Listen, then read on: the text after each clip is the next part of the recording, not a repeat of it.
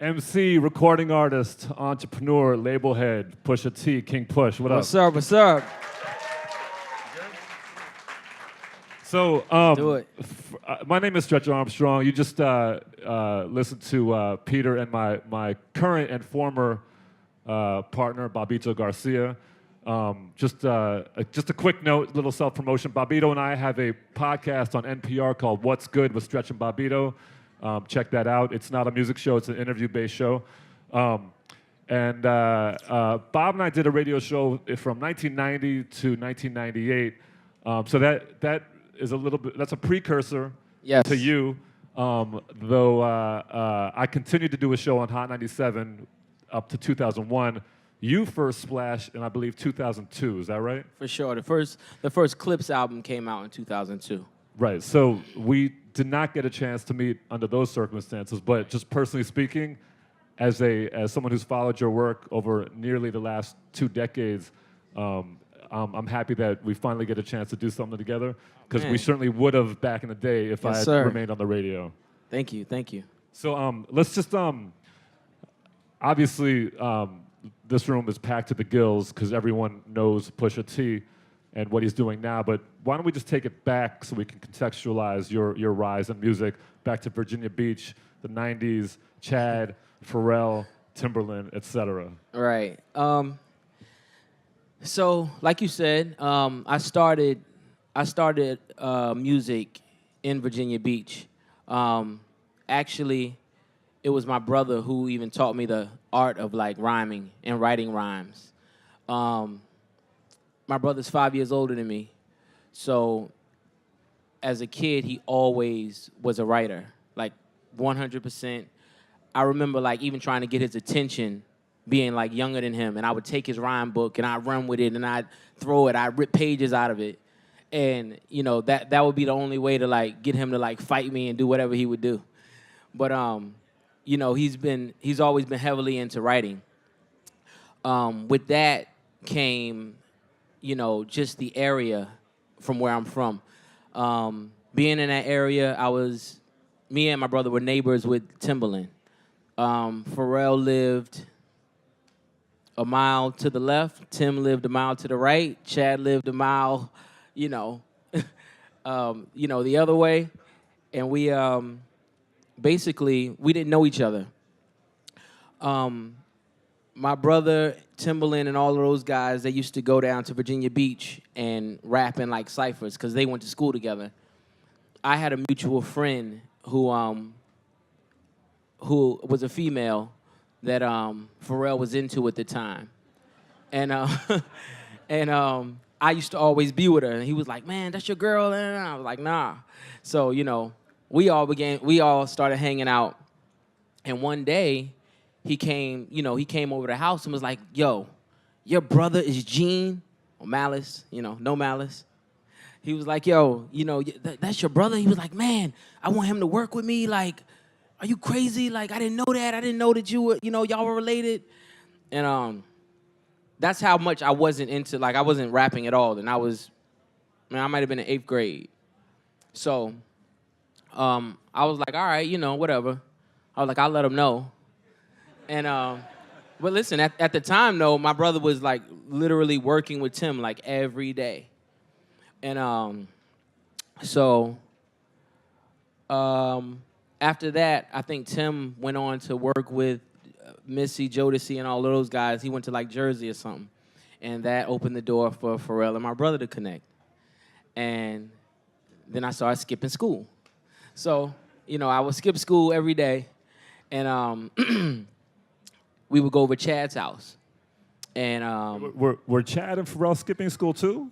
No. Because they don't strike me as the school skipping type. No. Yeah, Pharrell was probably skipping school. Chad and Pharrell were going to like Gifted, like, the magnet, the school you go to after school, like when you like know how to like play instruments and do all that stuff. So they were like in band, and I think it's called magnet school or something. So they were doing that, but we were skipping school basically. And we were working like, I would just be over there sitting around. My brother would be working. Everybody would be working. And one day I was just like, man, I'm gonna write me a rap. And that was it. That was the birth of the Clipse. I mean, we were like, as soon as I wrote a verse, everybody loved it. The song was called Thief in the Night. I do not remember it. And basically, Pharrell just had this vision, was like, you know what, man? Y'all are two dark-skinned brothers. There ain't two dark-skinned brothers in the game. Cain and Abel. Listen, we were obsessed with like Master P. Cain and Abel, they hot. But listen, I'm telling you right now, y'all gonna kill it. And your brother take too long to write these songs, so we cutting his verses in half. And I mean, listen, this was the whole science behind the Clipse. Whole science. And it was called Full Eclipse. But Fat Joe had a crew called the Full Eclipse crew, and at the time we was just like, hey, you know, that's y'all's thing. So we just shortened it to Clipse. And man, you know, this is honestly like a I gave y'all the sped up version, but you know, me going over the house and going over Chad's house and all of that was years. That was like, man, that was probably like 8th grade to like 11th grade. I didn't start rapping till my last year of college. I mean, my last year of school. Last year of high school. And it was always a joke because everybody was like, you know, my manager at the time, his name was Rob Walker. He was like, man, you ain't even gonna have no like battle stories. What you gonna tell people how you got on? You know, he was like, man, you don't have, like, it didn't take you any time. Like, it literally took me from 95 to 97. I had The Funeral with Elektra. That album got shelved. And, you know, 2001, I had to deal with Arista. 2001, Grinding came out. 2002, the album was out. So, all right, so with Clipse, you had 3 albums, right? Yeah, for sure. And that was at an interesting time in the music industry because there was a lot of disruption, which we're still feeling today, caused by the digital revolution and the advent of the internet. What did you learn from that experience, having 2 deals with 2 major labels, having some actually with the first Clipse album was a street smash. I mean, to this day, it's a classic. But at the end of the day, I think there was a 4-year hiatus, which you didn't have any records out. What did you take from that experience? Because we know a lot of artists that have gone through the major label system and have come out just ripped to shreds and defeated. You obviously had a different attitude and a different takeaway from it. Can you speak to that? Well, yeah, like the one thing I took away from that whole situation was never forget the fans, ever. You know, we had a 4-year hiatus, and we got so caught up in the business that, I mean, we were angry. Now, let me tell you something. It made for actually the best Clipse album to me, which was Hell Hath No Fury. But during that time, we were like totally just engulfed in lawyers, the business, you know, and we had totally neglected the fans. And you know, we just were, you know, at that time, it was just a hard time because we didn't understand how, you know, we came off this massive hit with Grinding. We felt like we made the best album in the world at the time. We got the critical acclaim. I think we got the XXL rating, which was, as rappers, that was everything to us, but that was the Grammy. And then when the album sales came out, it just wasn't as strong as the first album. So we were annoyed. We felt like the label at the time felt it was a defeat and it wasn't as good. And you know, the fans is what pulled us through, man. We were doing shows. We developed this cult following. We called them the Clipsters. And it was everybody who was just following the Clipse during that whole time. And we realized, like, damn, man, like, this is where we belong. Like, this was like blog love. This was internet love. This was just, we got it for cheap. We got it for cheap mixtape series. Thanks, man. That's like my favorite thing. That was the funnest time of my life. Caused a lot of trouble though. But yeah, it caused a lot of trouble. But we'll get into that too. So during this time, it was just we realized that like, man, as long as we don't neglect the fans ever again, we're gonna be okay. Cause we basically found our base. It was like everybody was like, you know, they were into the raps, they were into the street culture that we were talking. They were into the clothes, they were into the bait movement. It was just little things that we found. We were like, wait a minute, this rap thing, these kids are following us well beyond just the lyrics. It was the clothes, it was everything that we were doing. So, I mean, you guys smashed the mixtape game, and With that. I mean that was really your way of circumventing all the label drama, circumventing the labels completely. Yep. So, in your mind at that point, what did you think of the music industry at large? I mean, were you starting to think that wait, you can see a path forward that has nothing to do with the traditional music industry? You know, I'm not even gonna sit up here and act like I knew what was happening at the time because I didn't. Like, I actually knew. I was like, okay, these you know, the kids are coming out to the shows. I love that.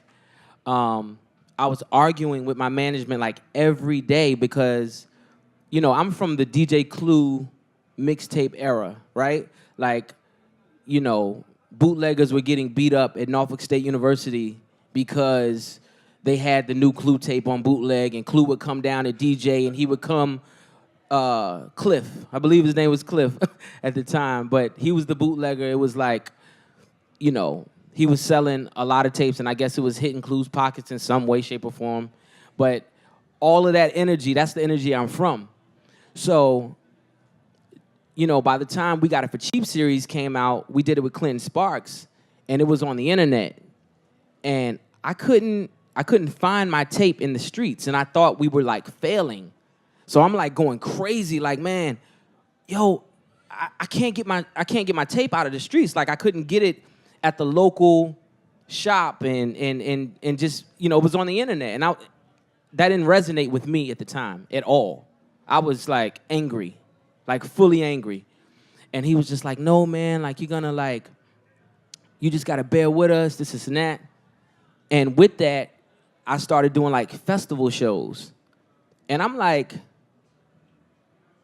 I wasn't really taking heed to the change and the turnover of what was happening, because I went from doing like shows for I was doing like $1,500 shows when I started for like every drug dealer in the country, really, to like going to do festival shows, and it was just like, man, I didn't see my demographic. I seen like college, white, and I'm like, wait a minute, where am I? Like, yeah, where the streets? And I'm like thinking that I'm losing, like fully losing. And, you know, now we're looking at today, and the internet is like the streets. The internet is now the streets. Everybody's on the net. Everybody's online. You know, my mixtapes, that Piff, you know, Spinrilla, whatever the case may be. But we were sort of like really first in that arena, in a real curated space with Clinton, I would say. So then you go solo. Excuse me? Then you go solo. Then I went solo. And I know you've told these stories a million times, but we're here in Dubai, and I don't think everyone is as versed in your history. So yeah, and we're gonna get to the now in less than 5 minutes. Yeah. Well, you know, basically, we put out another Clipse album. That's in 2009. In 2009, everybody that I came into the music industry with was indicted basically on a drug conspiracy. Got 10 to 32 years. And my brother at that time was just like, you know what? I'm done. Like, I'm done with music. I actually want to write a book. You know, I feel like that sort of affected him a little differently than it affected me, simply because, you know, we really when I tell you, like, these are all the guys we came in with, we really came into the game with them. We were a family. You know, my nephews and nieces play with their kids, so on and so forth. I don't have kids. My brother actually does have kids. And they went to Bible school together. They did certain things together that he got to see firsthand the effects of, of our team really going to jail. And he got to see it through a different lens other than just, damn, my homeboys is gone. It's like he's watching kids be affected and so on and so forth. So he was done. And that's what I think. So, he was done with it. And I ended up, he told me this on tour. I think I was like I might have been overseas somewhere, maybe Switzerland. He told me he didn't want to do it anymore. We finished the tour out. And when I got back, Kanye had asked me to come. He reached out to my management and asked me to come work on my beautiful Dark Twisted Fantasy.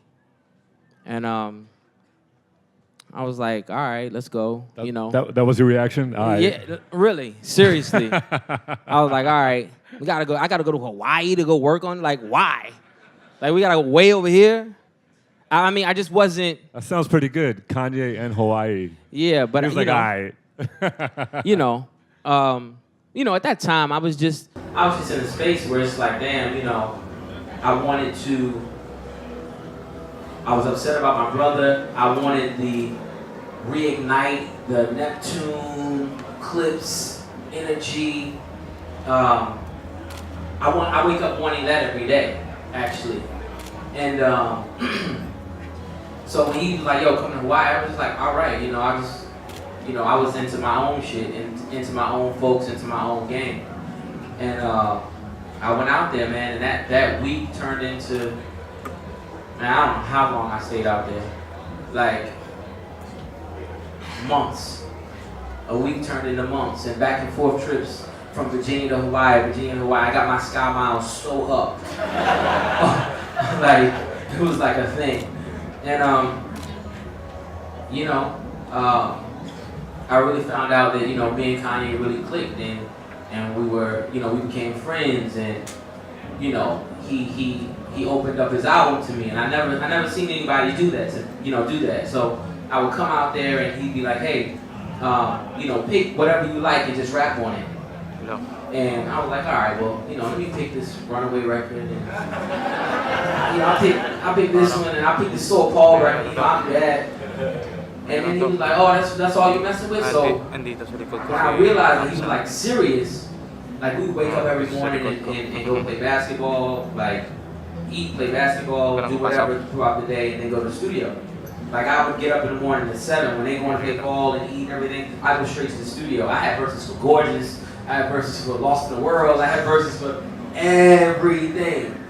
And he kept 2 out of like the 9. Out of the 9, maybe 7. 2 out of the 7. We might have used a couple of them for Good Fridays at that time, I believe. But that's how the whole relationship started, and that was my my birth in good music. With Peter. So I was telling Peter to hurry up. I was joking. I don't really tell Peter to hurry up. Like me and him have a really good business working relationship. But so yeah, like I put out before I put out that album. Before I put out my album on Def Jam, I had like a street mixtape. Matter of fact, 2 of them. One was called Fear of God. The other one was called Wrath of Cain. And what's up, man? And it was just that my creative juices were flowing, man. And I was like, man, I can't wait. I couldn't wait to do anything. And Decon was just a hell of an outlet just to do whatever I wanted to do, and they were just all open for it. So Ye was like, yeah, go ahead, get the streets hot. Go ahead, get the streets hot. And that's what we basically used the vessel for. But still, Def Jam's part of this major label system. So did you have any reservations about moving forward with them? Man, we're talking about how the times have changed. And it used to be a time where labels would be very territorial in regards to you know, oh, you putting out something, we want all this content, so on and so forth. Labels nowadays, in my case, know that, you know, you have to hit the consumer from so many different angles. And you can't just, you know, they like you to take the initiative to get the streets hot. That makes their job easier. If there's one thing that's changed in rap music, it's artist development. And man, I remember coming into the game and having like, what are they called? The tell you how to talk in interviews. Media training. Right. So I used to like come in and used to have, I was like getting media trained before I would like sit down with people, and I was like, oh man, y'all care. Today, now why do I think like interviews are so crazy and so much gets like started over, like so much chaos gets started because of the interviews that people have today. Like back in the day, man, we was like, you know, pop was wild, but like after that, I'm the era after that, and it's like, man, we were totally media trained and you know, prep, briefed, and everything before we got in front of an audience or got in front of a news publication, so on and so forth. Like they were really developing artists, developing us as artists, and that doesn't happen anymore. So to put out music and mixtapes, that's something else to get the artist hot, and that helps the label of today, I believe. And I think they believe it too. And what was the relationship like between good music and Def Jam at the time? Man. Or was it because Kanye's Kanye? Said whatever, Yeah, whatever listen, let me tell y'all something. Like I've been through Elektra, Arista, Jive, Columbia. Those have all been my labels, and Def Jam. I've never been at a label where I didn't have to have a negotiation. Like it was literally, Kanye was like, damn man, tell me what you want. And I was like, oh, okay. Like, you mean tell you what okay, well yeah, I need this. And then he just says, hey, he needs this. This has to happen. And that was just that. Like he was like, listen, like we gotta let them handle all that. His exact words were, we have to let them handle all of that now. Now we just gotta create. Let's not worry about it. You got it. And that was it. So the relationship was good, to answer your question. Amazing. You're privileged, you know. Yeah, for sure. We know a lot of nightmares. So, you know, when you start out, you're just, you know, your older brother's writing rhymes. You're like, oh wait, you know what? I want to do this thing. Then you realize you. Am I doing? Oh no, Jay went out. Hello. Okay. Then you know you think, oh, I could do this. Then you realize you're good at it. Then you actually start making demos, and at that point, getting signed is like this dream, like this aspiration of one day I could be signed. And then you're actually a recording artist, and of course you're faced with the pitfalls of doing business. And I think you alluded earlier about how distracting it was dealing with lawyers and trying to renegotiate, and you forgot about the fans, and you forgot about maybe even nurturing the creative side of it because you're so distracted by the business. Once, despite the label issues, you realize that you have a fan base, and you know how to nurture that, and you probably have this confidence that, you know what, you've got a career doing this. You're good. As long as you want to do this, you'll be able to do it. At what point then does the aspiration become beyond music? So eventually you've got a clothing line, and of course there's a lot more that you've done up to now, but what were those seeds along that process that made you think, you know what, I could be more than just a recording artist, a touring artist, an MC? You know, when we got to the point where we were doing the We Got It for Cheap mixtape series, we did a show in New York at a place called the Knitting Factory. I went to this show, and I was ecstatic about the mixtape that was out. Like, I thought we were the best rappers in the world, like, by far. And I knew that, like, man, this is crazy. I seen that everybody was there. So I get on stage, and kids were like, "Oh, he has on the like Bape General Jacket, season 1, And I mean, they're like pointing out just all types of like particular nuances with our clothing. And I was like, wait a minute, these kids are paying attention. Like, I took it for granted. Like, I sort of met Nigo and them on a whim just by him being a Star Trek fan. He was a Star Trek fan, and I would get boxes of clothes sent to my crib. Literally. I didn't know, I wasn't really hip on like, Bape at the time. I seen the Beastie Boys in it, and I seen Big in it. I was like, oh, I can wear it. I seen those pictures. But, so when I actually saw that community and that culture like paying attention like that, I was like, wait a minute, we have to do something. Like, we have to like really, we gotta buckle down and really cater to our fans in every way possible. And that started like the birth of Play Clothes. That was me and my brother's clothing line. Still our clothing line today. It's been, we're going on our 10th year actually. And that started with that. It started with 2 retail stores, Cream in Virginia. What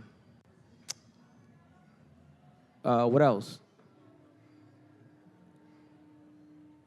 I don't know. Play Clothes, Cream. Right now, my partnership with Adidas. Never thought that I would be, making shoes, and I think I'm on my 5th shoe now. And something that I'm super particular about, something I never even wanted to do, but I realized, like, man, people are paying attention, and Adidas gave me the platform to really just do exactly what I wanted. Like, I never wanted to do things that looked like I was just tagging my name on it. So when you look at a Pusha T shoe or EQT, that's why you get the Pyrex lines. That's why you get, the fish scale inspired leather, and Adidas has always been at the forefront of knowing what's hot and knowing artists and honing in on artists that were hot and not necessarily commercially hot, just like, influencers. At the time, I believe it was like Tiana. Like, Tiana Taylor might have had a sneaker out that was like the fastest selling sneaker. And, she didn't have an album out or anything like that. And Adidas started reaching out to just everybody who they thought was influential.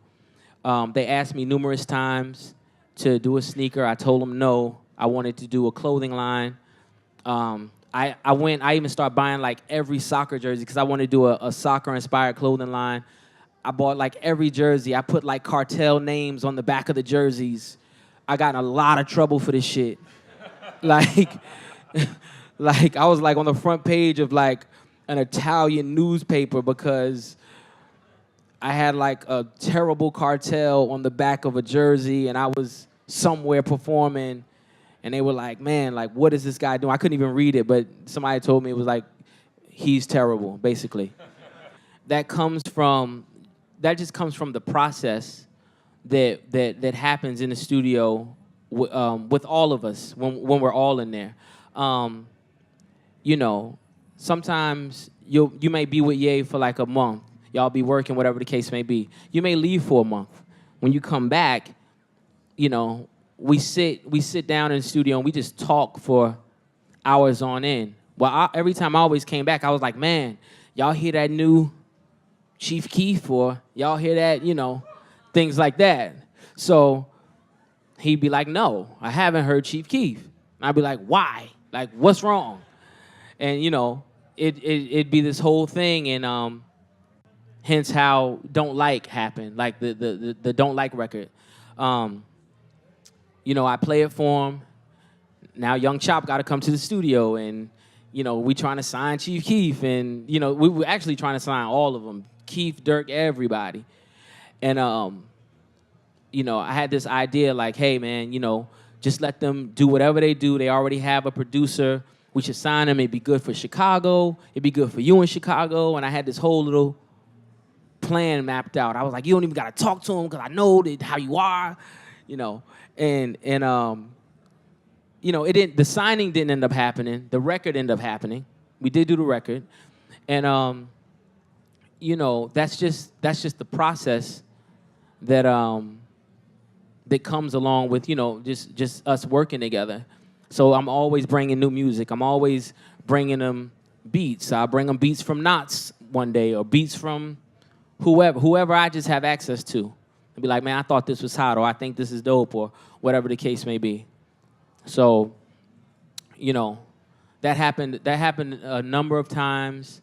And one day he just called me and was just like, hey, man, what do you think about being like the president of good music? Like, I was like, yeah, what does that mean? And he was I was like, I'm going to do whatever you ask me to do, but what does it mean? What do you want from me? And he was like, no, you know, just oversee these projects coming out, like oversee, you know, the new talent, the new artists that we got, you know, pick whoever. Like, you always telling us who you think is this or who you think is that, or you find a record or whatever the case may be. And after that, my first one happened to be Designer. And, you know, just infectious, man. It was the record. Thanks. The record was just, you know, he was young, man. He was young. He was like 17. He was 17 at the time. The record was just energetic and infectious and instant. And we were just seeing like the effects of that. My manager was close working with like the Bobby Shmurda, GS9, that whole thing that was going on. And, you know, they had their hang-ups or whatever the case may be. It was like, okay, boom. Then I came across this Designer record, and I was like, man, like, yo, check this out. Like, this, I was like, yo, this is the new Brooklyn. Like, here it is. Check this out. You know, and at first everybody was a little shaky, skeptical. They were like, yo, I mean, I was like, listen, you can't deny it. Like, you can't deny it. Like, this is, like, infectious, straight up. Did they enunciate what the resistance was? No, I mean, yeah, they like, listen, it was they didn't know what he was saying, actually. I'm like, hey, man, songs are cryptic. Nobody knew what grinding was about when they first heard it. You know, if you weren't of the life, you just were like, what is this knocking beat? You didn't know 4.5 would get you in the game. Like, what? What are you talking about? You know, and then ultimately everybody found out, and then it was a thing. And I was just like, you know, I was like, man, I don't care. I was like, I don't care. I'm telling you, I think this is one of those things. And it ended up being that, man. You know, 16 million singles later, he got one, you know. And, you know, got one, growing as an artist. And I just want to see it through, man, because I sort of feel like I've been in this game 15 years now. And I feel like that's where my contribution is supposed to be. Like, I'm supposed to be pushing it forward and finding what's new and giving a platform to anybody that's new, hot, doing it for themselves and just trying to, you know, just trying to see the game grow. It used to be a thing where I would be like, damn, I used to look in the back of the USA Today, and I would see who were the top touring artists, and it always be like Pink Floyd or whoever the fuck it was, the Eagles, whatever the case may be. So, like, when I was coming up, I'd be like, damn, man, I wonder when it's going to be some rap up here. Now, I can't even say that no more. Now it's Hove. You know, you got the Hove tour, you got the Hove, Beyonce, the Drake tours, whoever's. But I can see it at least a couple times in the rap genre. And now it's just like, I feel like I'm playing the game with myself and fighting with myself to not be like the greats who I always looked up to. I feel like the greats who I always looked up to aren't here today, really, because they really didn't embrace what was next and what was to come. And I feel like, man, we got to do that. And honestly, hip hop is the youngest genre, and you have to I want to see this thing be forever, as long as I'm living. And it's just about pushing it forward to me, for me right now. Like, this president position was something that I could have never imagined, and something that has now given me a whole total new outlook on the game and just what I'm supposed to be doing in the game outside of giving y'all verses. And so what's next? Well, what's next is the new Pusha T album. It's coming out 2018. It's tentatively titled King Push. It's produced totally by Kanye West. And I promise, man, we're making up like marketing tools now that's just like album of the year. Like, it's just what it is. King Push, Kanye West, Push lyrics, West beats, album of the year. Like, and it's not like, it's really not a joke. Like, it's like a real thing. Like, it's really a real thing. And it's taken a little bit of time to do it. I felt like I spent all like 15 and 16 running behind the Hillary campaign and trying to do things with mass incarceration and all of that. That fell by the wayside, of course. We all know. And, I was doing an album. I was trying to do an album in between all those things. And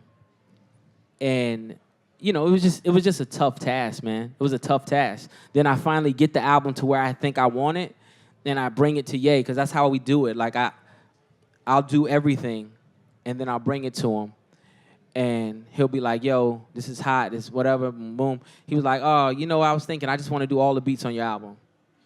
And I was like, oh, so now we're about to scrap my album? He was like, yeah, I think we probably should just give me all the vocals. Just let me just do my thing. And, you don't say no. When you get somebody as talented as him, like, you don't really question that or whatever. And, I'm really happy that I have the luxury to even be able to take the time at this state, at this day, at this late in the game, for myself to even be able to take the time and just have that luxury to give you guys what I think is the best work, going to be the best work of this year. Amazing. You mentioned being involved in the Hillary Clinton campaign and mass incarceration, and of course we know what has happened in the United States since then, which is, I think we'd all agree, is a complete disaster. I know you only have so much bandwidth, on a day-to-day basis as president, as a recording artist working on this album. Right. Do you see yourself lending your platform to activism in the future when you've got more space? You know what? And when I do, it'll be on a much more local level for me. It's going to be on a much more local level, and it's going to be on a much more, how can I say this? On a more focused. It's going to be in a more focused place, like mass incarceration and things like that. I'll be more focused on direct issues that I can myself, or things that I have and people that I have access to can help more so, versus how I was doing it the first time. Amazing. I'm looking forward to seeing that, as well as hearing your new album. I think we got time for some questions, right? We do? We got a lot of questions. In the front, yes. What's up? Hello.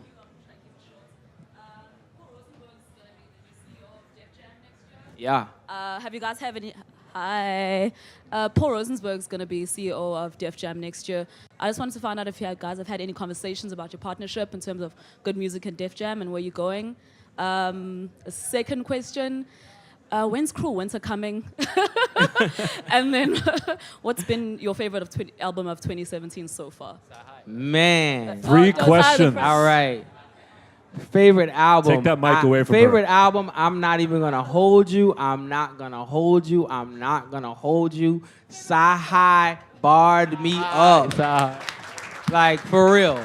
Like, I'm not even gonna hold you. Like, you know, his album was really, really strong, and lyrically, he did everything I felt like he could do. Yeah, he didn't stop. Um, you know, as far as Paul goes, man, I feel like Paul understands. He understands good wholeheartedly, and he wants to see the brand continue to prosper and continue to win. You know, we've been speaking just in regards to, you know, the plan and the rollout for all of the artists, and he's 100% in. So I feel like, you know, it's you know, I don't before this I didn't know him at all, and it just feels good to have like somebody who like managed a rapper's rapper, like, you know what I'm saying, and like who was a true hip hop enthusiast be at the helm of Def Jam. I'll tell you a little secret. What's Paul used to rap I had no idea of that. back in the day. I don't even. Yes, in Detroit. I did not know that. We've got time for 2 more questions. You in the hat. Yo.